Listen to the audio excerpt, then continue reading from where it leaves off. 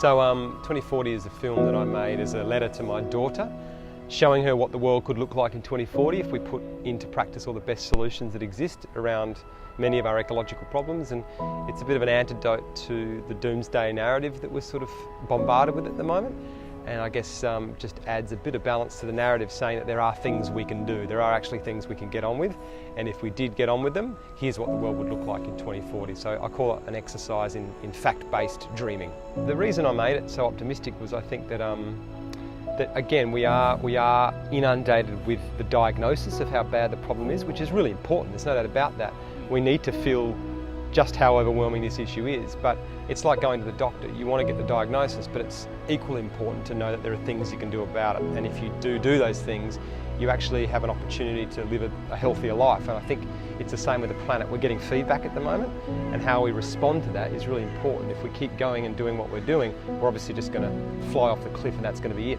So I think it's important to motivate people, not through an overwhelm of fear, which can be paralysing, but to actually say there are things we can do and try and motivate them into creating a better world and coming together and building something different and interacting with each other differently and treating our soils and animals and the oceans very differently than we currently are. The film has taken 3 years to make, and I spent the first 8 months just purely researching. I was very new to this topic.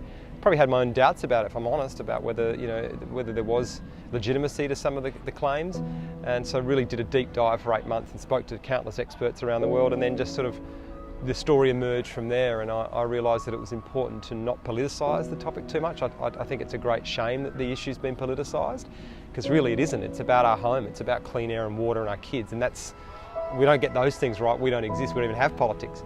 So I just wanted to make sure that it was very family friendly, and then it gave kids a sense of optimism. It was challenging sometimes to leave certain parts out that I wanted to put in there that were more about economic structures and complexities of trade treaties and things that are blocking us getting there. But ultimately I thought that's a different film, or I can put that on our outreach channels. This film has to be a message of hope and inspiration to know that we can do it. Now we need to get on with having the discussions of how we get there and what are the barriers. I was aware that there's obviously a lot of emphasis on we need to stop emitting and stop putting the pollution into the atmosphere, and that's really important. But I think in the general, broader public, I think what isn't understood is that even if we did that tomorrow and stopped tomorrow, we're still locked into centuries of warming because of the carbon that's already in there. So just as important as stopping putting it up there is we also need to find ways to pull it out of the atmosphere. And I think there's a lot of discussion now about large geoengineering projects, whether it's giant carbon sucking machines or iron filings, and I feel like that's a dangerous mindset, that's quite a reductionist way of looking at it, when there are solutions, natural biological solutions, that if we get that carbon out and improve our soils, we get all these cascading benefits of healthier foods and retaining more water. If we use the seaweed, which is the fastest growing organism in the world, we also get to regenerate our oceans and restore marine ecosystems.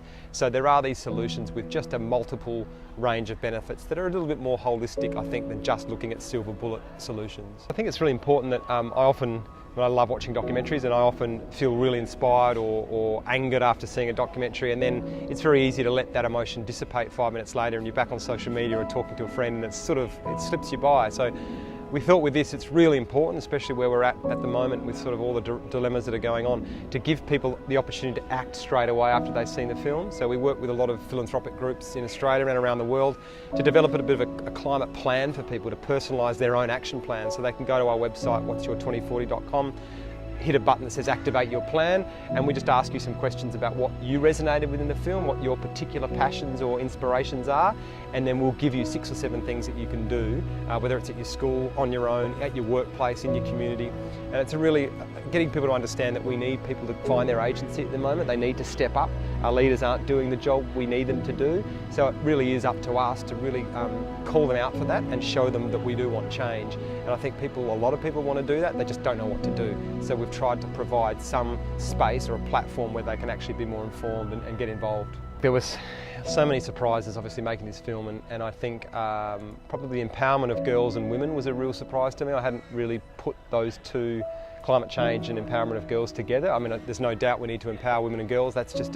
We should be doing that regardless. It would have transformative impacts on all of society. But the fact that it would also reduce the population by potentially 1 billion people by 2050 is a really interesting discussion to have. So that was a real surprise. And also seaweed, I guess, just how pure the seaweed solution is, and that there's no vested interest. It's not been politicised yet. It's just a lovely, simple way to get things, to get the carbon out of the atmosphere. Plus, seaweed can be used now for fibres and seaweed plastics and biofuels and all these other wonderful benefits you can get from it. So I hope that really starts to take off in the next few years. And in fact, we've just teamed up with the Intrepid Foundation to launch the first seaweed platform in Tasmania. So if people do resonate with that in the film, they can help straight away, and the Intrepid Foundation are going to match fund every dollar we raise. So we're hoping to make Australia a sort of a leader in this particular space.